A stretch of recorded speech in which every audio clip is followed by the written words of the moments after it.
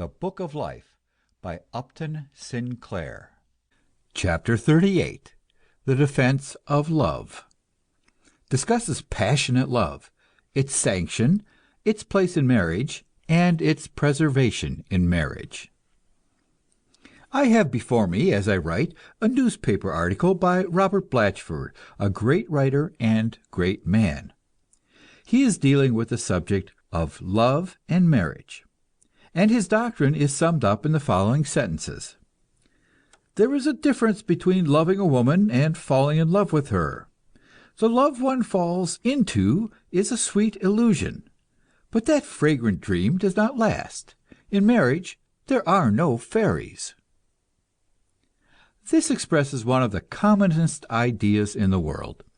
Passionate love is one thing, and marriage is another and different thing, and it is no more possible to reconcile them than to mix oil and water. Our notions of romantic love took their rise in the Middle Ages from the songs and narratives of the troubadours, and this whole tradition was based upon the glorification of illegitimate and extramarital love. That tradition has ruled the world of art ever since, and rules it today. I do not exaggerate when I say that it is the conventional view of grand opera and the drama of moving pictures and novels that impassioned and thrilling love is found before marriage, and is found in adultery and in temptations to adultery, but is never found in marriage.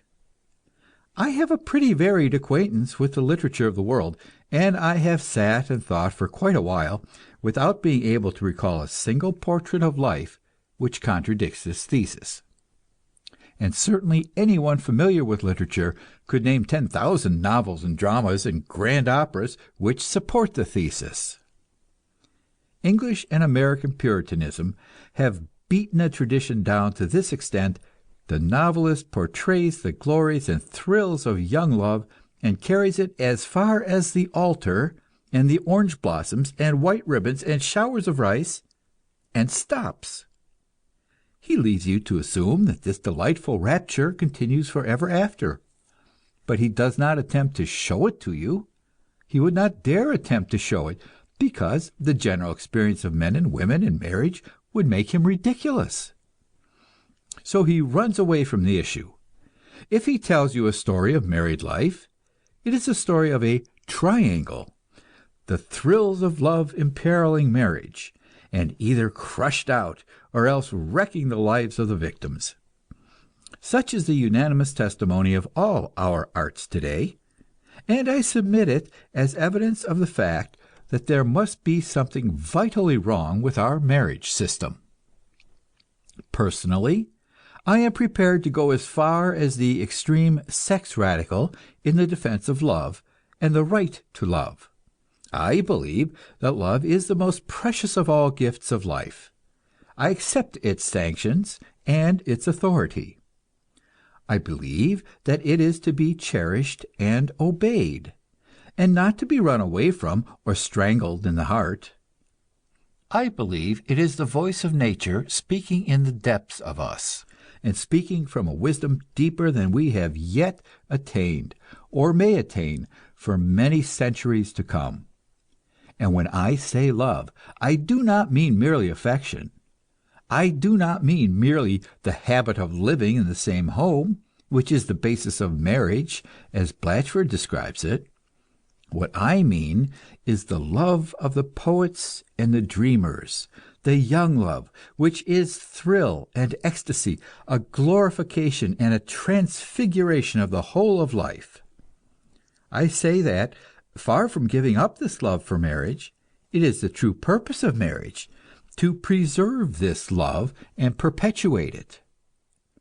To save repetition and waste of words, let us agree that from now on, when I use the word love, I mean the passionate love of those who are in love. I believe that it is the right of men and women to be in love, and that there is no true marriage unless they are in love and stay in love. I believe that it is possible to apply reason to love, to learn to understand love, and the ways of love, to protect it and keep it alive in marriage. Blatchford writes the sentence, "Matrimony cannot be all honeymoon." I answer that assuredly it can be. And if you ask me how I know, I tell you that I know in the only way we really know anything, because I have proven it in my own life. I say that if men and women would recognize the perpetuation of the honeymoon as the purpose of marriage, and would devote to that end 1/100th part of the intelligence and energy they now devote to the killing of their fellow human beings in war, we might have an end to the wretched romantic tradition, which makes the most sacred emotion of the human heart into a sneak thief, skulking in the darkness, entering our lives by the back alleys and secret stairways, while greed and worldly pomp, dullness and boredom parade in by the front entrance. In the first place, what is love? Young love, passionate love, the love of those who fall in. I know a certain lady, well versed in worldly affairs, who says that it is at once the greatest nonsense and the deadliest snare in the world. This lady was trained as a coquette. She, and all the young ladies she knew, made it their business to cause men to fall in love with them, and their prestige was based upon their skill in that art. So to them, love was a joke, and men in love were victims, whether ridiculous or pitiable. To this I answer that I know nothing in life that cannot be faked, but an imitation has value only as it resembles something that is real, and that has real value. I am aware that it is possible for a society to be so corrupted, so given up to the admiration of imitations, of the paint and powder and silk stocking clad ankle kind of love, that true and genuine love interest, with its impulse to self-sacrifice and self-consecration, is no longer felt or understood. I am aware that in such a society it is possible for even the very young to be so sophisticated that what they take to be love is merely vanity, the worship of money, and the grace and charm which the possession of money confers. I have known girls who were head over heels in love and thought it was with a man, when quite clearly they were in love with a dress suit or a social position. In such a society it is hard to talk about natural emotions and deep and abiding and disinterested affections. Nevertheless, amid all the false conventions, the sham glories and cowardices of our civilization, there abides in the heart the craving for true love, and the idea of it leaps continually into flame in the young. In spite of the ridicule of the elders, in spite of blunders and tragic failures, in spite of dishonesties and deceptions, nevertheless, it continues to happen that out of 1,000 maidens the youth finds one whose presence thrills him with a new and terrible emotion, whose lightest touch makes him shiver, almost makes his knees give way. If you will recall what I have written about instinct and reason, you will know that I am not a blind worshiper of our ancient Mother Nature. I am not humble in my attitude toward her, but perfectly willing to say when I know more than she does.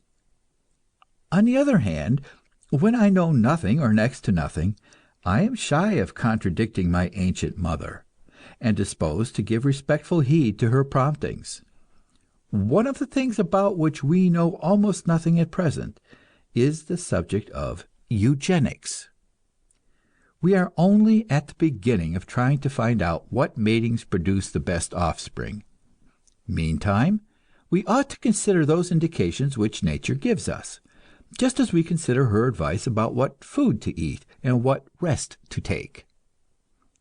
It is not my idea that science will ever take men and women and marry them in cold blood, as today we breed our cattle. What I think will happen is that young men and women will meet one another, as they do at present, and will find the love impulse awakening, they will then submit their love to investigation as to whether they should follow that impulse or should wait. In other words, I do not believe that science will ever do away with the raptures of love, but will make itself the servant of these raptures, finding out what they mean and how their precious essence may be preserved. I perfectly understand that the begetting of children is not the only purpose of love. The children have to be reared and trained, which means that a home has to be founded, and the parents have to learn to cooperate. They have to have common aims in life, and temperaments sufficiently harmonious so that they can live in the house together without tearing each other's eyes out. This means that in any civilized society all impulses of love have to be subjected to severe criticism. I intend, before long, to show just how I think parents and guardians should cooperate with young people in love, to help them to understand in advance what they are doing and how it may be possible for them to make their love permanent and successful. For the moment, I merely state, to avoid any possible misunderstanding, that I am the last person in the world to favor what is called blind love, the unthinking abandonment to an impulsive sex passion.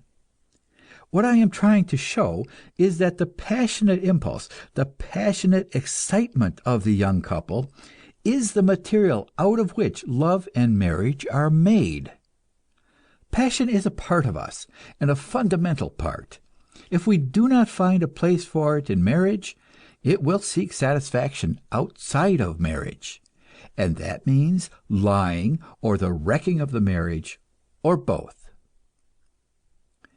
Passion is what gives to love and marriage its vitality, its energy, its drive.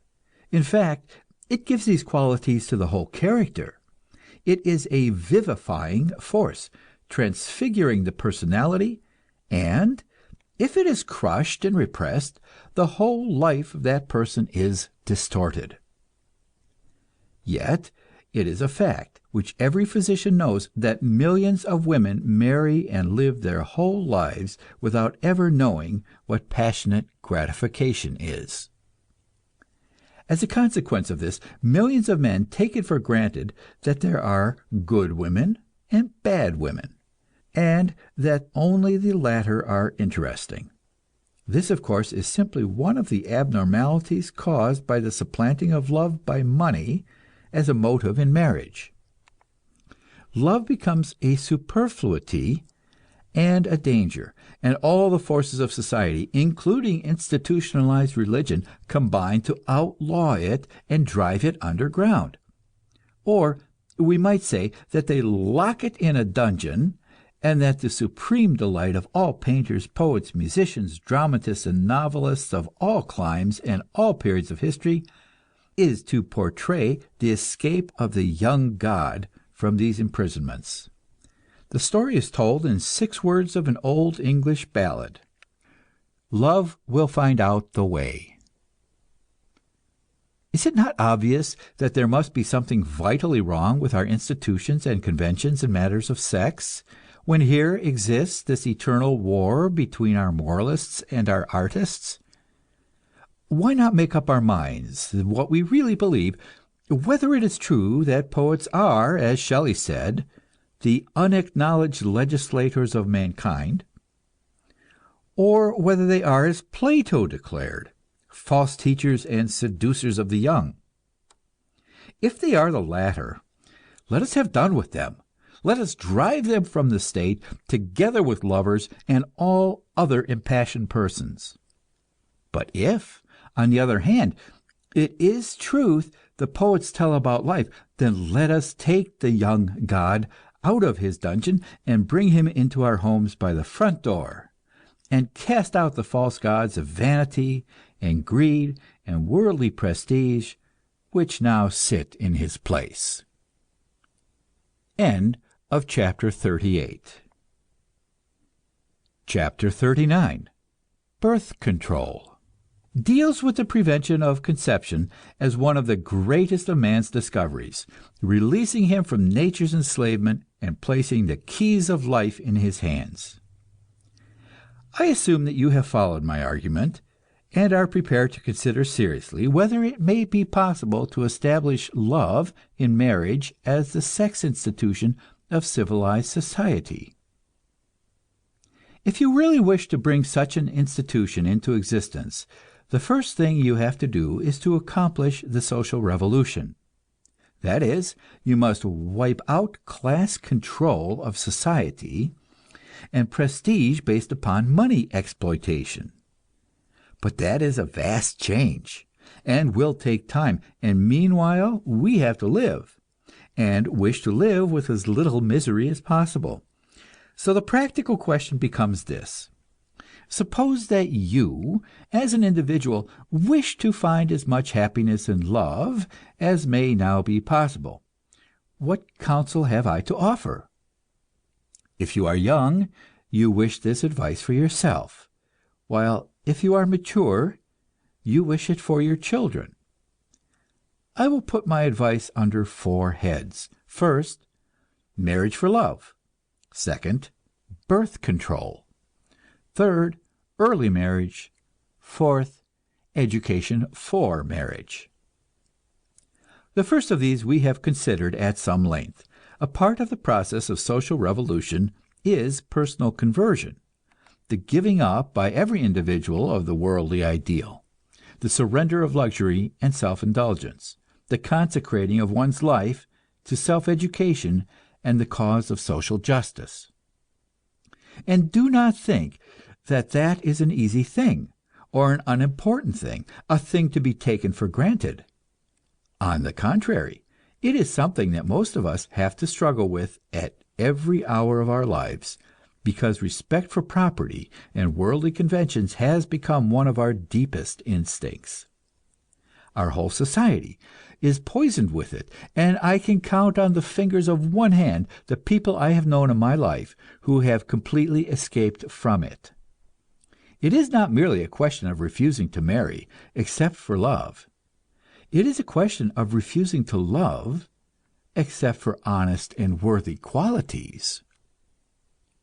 It is a question of saving our children from the damnable forces of snobbery, which lay siege to their young minds and destroy the best impulses of their hearts, while we, in our blindness, are still thinking of them as babies.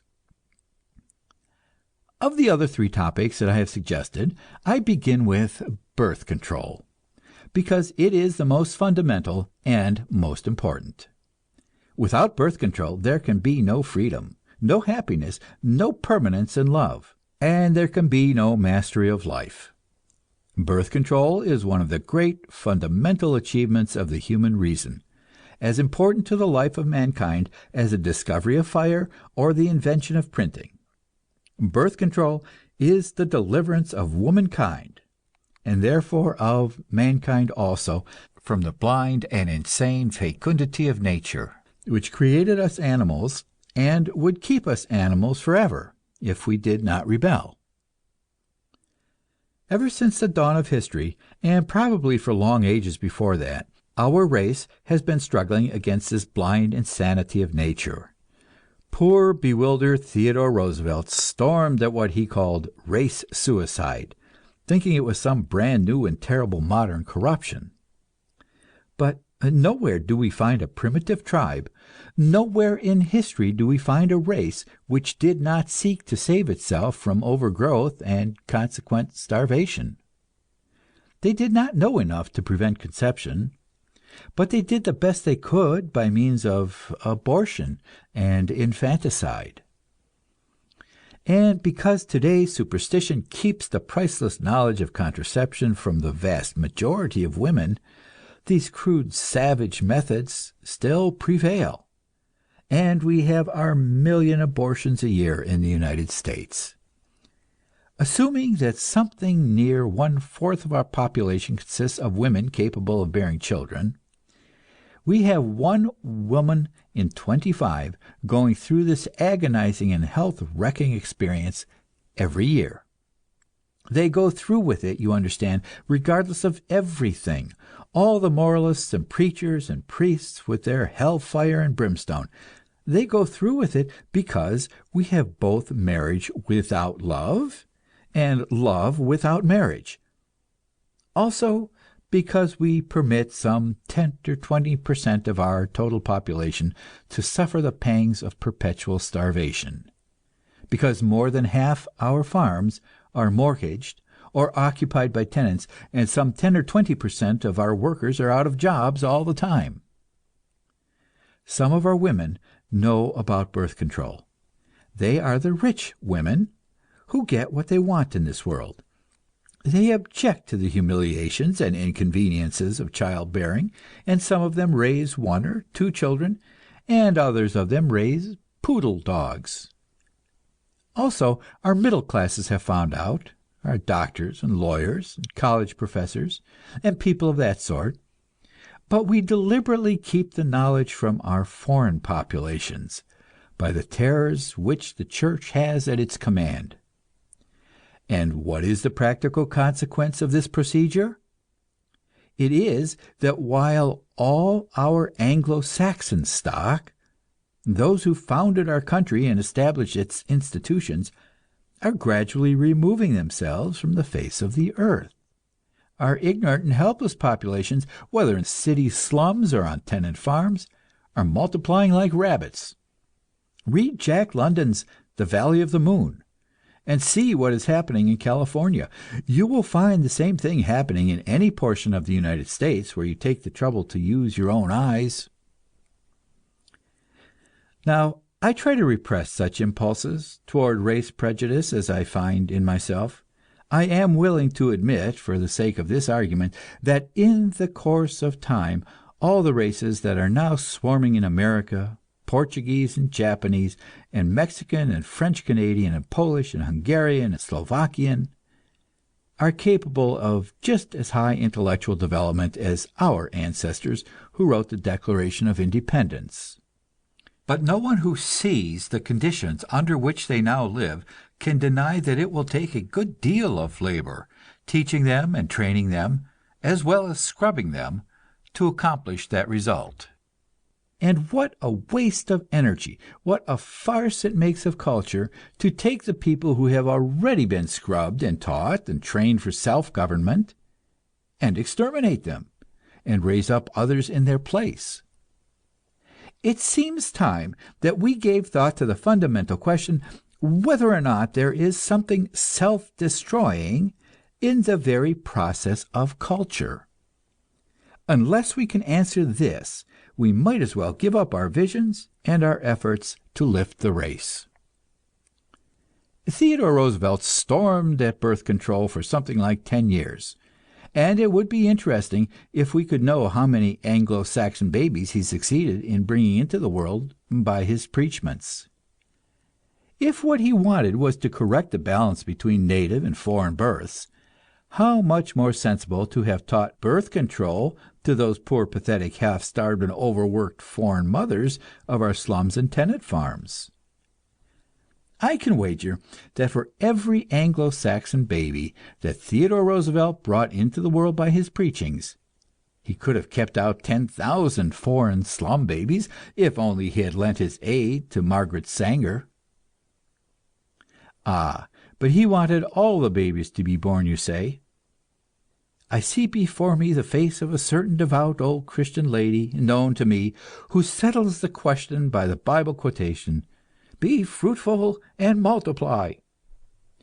But what avails it to follow this biblical advice if we allow 1 out of 5 of the newborn infants to perish from lack of scientific care before they are 2 years old? What avails it if we send them to school hungry, as we do 22% of the public school children in New York City? What avails it if we allow venereal disease to spread, so that a large percentage of the babies are deformed and miserable? What avails it if, when they are fully grown, we can think of nothing better to do with them than to take them by millions at a time and dress them up in uniforms and send them out to be destroyed by poison gases?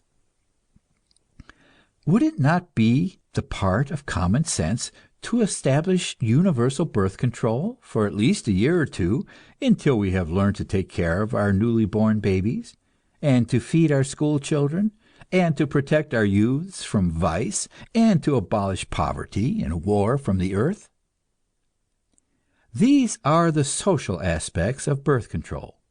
There are also to be considered what I might call the personal aspects of it. Because young people do not know about it and have no way to find out about it, they dare not marry. And so the amount of vice in the world is increased. Because married women do not know about it, love is turned to terror, and marital happiness is wrecked. Because the harmless and proper methods are not sensibly taught, people use harmful methods, which cause nervous disorders and wreck marital happiness and break up homes. Thorough and sound knowledge about birth control is just as essential to happiness in marriage as knowledge of diet is necessary to health, or as knowledge of economics is necessary to intelligent action as a voter and citizen. The suppression by law of knowledge of birth control is just as grave a crime against human life as ever was committed by religious bigotry in the blackest days of the Spanish Inquisition. Now, this law stands on the statute books of our country, and if I should so much as hint to you in this book what you need to know, or even where you can find out about it, I should be liable to 5 years in jail and a fine of $5,000. And every person who mailed a copy of this book or any advertisement of this book would be in the same plight. But there is not yet a law to prohibit agitation against the law, so the first thing I say to every reader of this book is that they should obtain a copy of the Birth Control Review, published at 104 Fifth Avenue, New York, and also should join the Voluntary Parenthood League, 206 Broadway, New York. Get the literature of these organizations and circulate them and help spread the light. As to the knowledge which you need, the only advice I am allowed to give is that you should seek it. Seek it and persist in seeking until you find it. Ask everyone you know, and ask particularly among enlightened people, those who are willing to face the facts of human life and trust in reason and common sense. I do not know if I am violating the law in thus telling you how to find out about birth control. One of the charming features of this law, and others against the spreading of knowledge, is that they will never tell you in advance what you may say, but leave you to say it and take your chances. I believe that I am not violating any law when I tell you that there are half dozen simple, inexpensive, and entirely harmless methods of preventing undesired parenthood without the destruction of the marital relationships.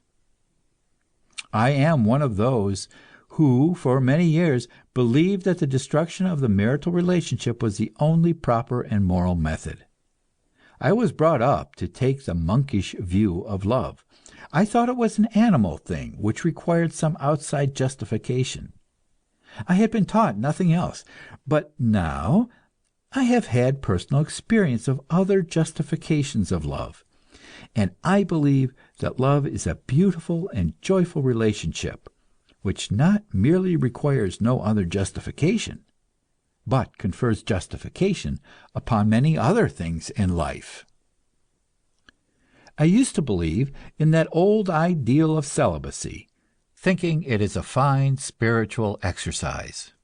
But since then, I have looked out on life and have found so many interesting things to do, so much important work calling for attention, that I do not have to invent any artificial exercises for my spirit.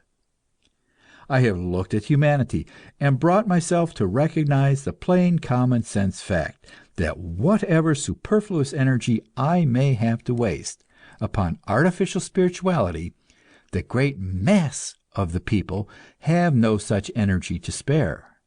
They need all their energies to get a living for themselves and for their wives and little ones. They have their sex impulses, and will follow them, and the only question is, shall they follow them wisely or unwisely? The religious people decide that sexual indulgence is wrong, and they impose a penalty. And what is that penalty? A poor, unwanted little waif of a soul, which never sinned and had nothing to do with the matter, is brought into a hostile world to suffer neglect, perhaps starvation, in order to punish parents who did not happen to be sufficiently strong-willed to practice continence in marriage. I used to believe that there was benefit to health and increase of power, whether physical or mental, in the celibate life. I have tried both ways of life, and as a result I know that that old idea is nonsense. I know now that love is a natural function. Of course, like any other function, it can be abused, just as hunger may become gluttony, sleeping may become sluggishness, getting the money to pay one's way through life may become ferocious avarice. But we do not on this account refuse ever to eat or sleep or get money to pay our debts. I do not say that I believe, I say I know that free and happy love, guided by wisdom and sound knowledge, is not merely conducive to health, but is in the long run necessary to health. People who condemn birth control always argue as if one wished to teach this knowledge indiscriminately to the young. And perhaps it is natural that those who oppose the use of reason should assume that others are as irrational as themselves. All I can say is that I no more believe in teaching birth control to the young than I believe in feeding beefsteak to nursing infants. There is a period in life for beefsteaks, or, if my vegetarian friends prefer, for lentil hash and peanut butter sandwiches. In exactly the same way, there is a time for teaching the fundamentals of sex, and another time for teaching the art of happiness in marriage, which includes birth control. That brings me by a very pleasant transition to the other two subjects which I have promised to discuss: early marriage and education for marriage. End of chapter 39.